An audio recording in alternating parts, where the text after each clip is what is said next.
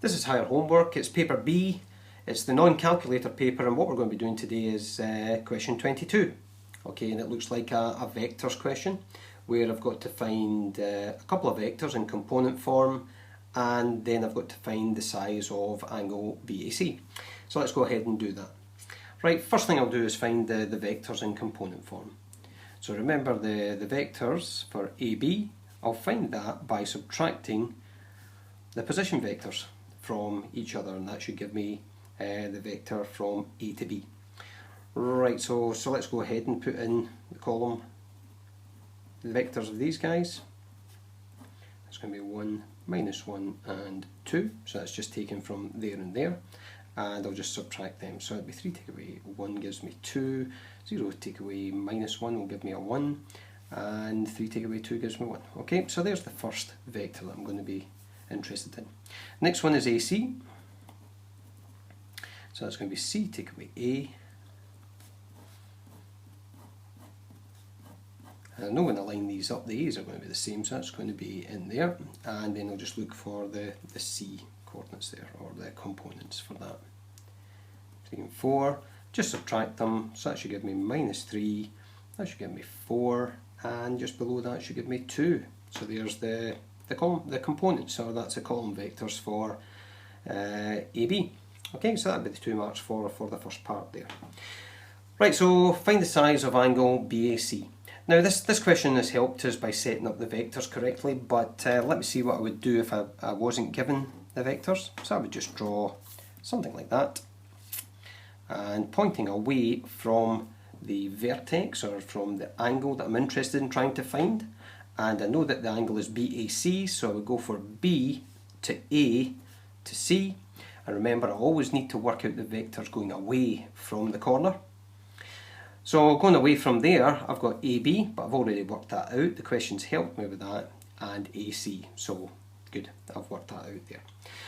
Right, let's go for part B, and we're going to just write down the formula. So the cosine of BAC angle is going to be equal to, and this formula here can be worked out from your formula list, and I've got AB dot AC, so scalar product, all over AB and AC, so it's the magnitude of the vectors that's on the bottom. Right, let's go ahead and substitute some values in right away. Okay, for on the top, so I'm just going to use these two column vectors here for AB. So it'll be 2 times -3 plus, I've got 1 times 4, that's a 1 times the 4, and plus the 1 times the 2. On the bottom, I usually just keep this all together. Some teachers will ask you to do it separately. Okay, so what I've got is I've got 2 squared plus 1 squared plus 1 squared. I'm just lifting them from the first terms that are there. And what I've got is I've got -3 squared, I've got plus, that's going to be a 4 squared plus 2 squared. And that's that.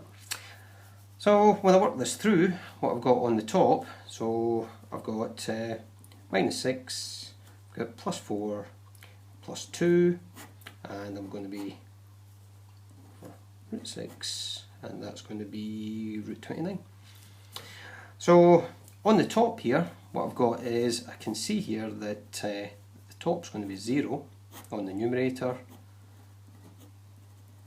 and that's going to be like that there. So even at this stage here, I'd be able to say that since AB.AC is equal to 0, angle BAC is right angled. Okay, because if the dot product is equal to 0, the numerator, then it's at right angles. So I'd say that i.e. that's going to be 90 degrees, or if I was working in radians, that would be pi/2 radians.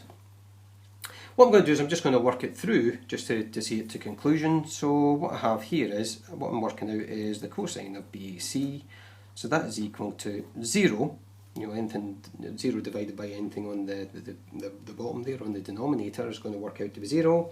So the angle is going to be the inverse cosine, 0, and from there I know that that's 90 degrees or 5.2 radians. Okay, so that's the question worked out in two kind of different ways. Let's show you the marking for this one here. So 2 marks for the vectors in component form, so all that would be 1 mark here, 1 mark there.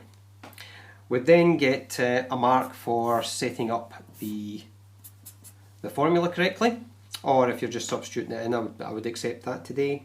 I'll get 1 mark for the 0 on the top there, and 1 mark for making this statement here, if I go down that route. If I was to do it and work it out in total, then I would be looking for 1 mark for getting there, and 1 mark for getting there. So in all, that's going to be out of 5 marks. What I'd like to show you is the marking for question number 21. I missed that out in the previous clip, so let's have a look at how we're going to mark this one here. Right, so for the first thing that I'm going to get is I've got 2 marks for part A, which is the length of the radius and the centre. So all I'm going to get is 1 mark there, 1 mark there for the radius. For part B, I've got 4 marks to give. I'll go for 1 mark for the centre, 1 mark for the radius, and I'll go for 1 mark for the distance between the centres, and finally it'd be 1 mark for working out the distance between the circumferences.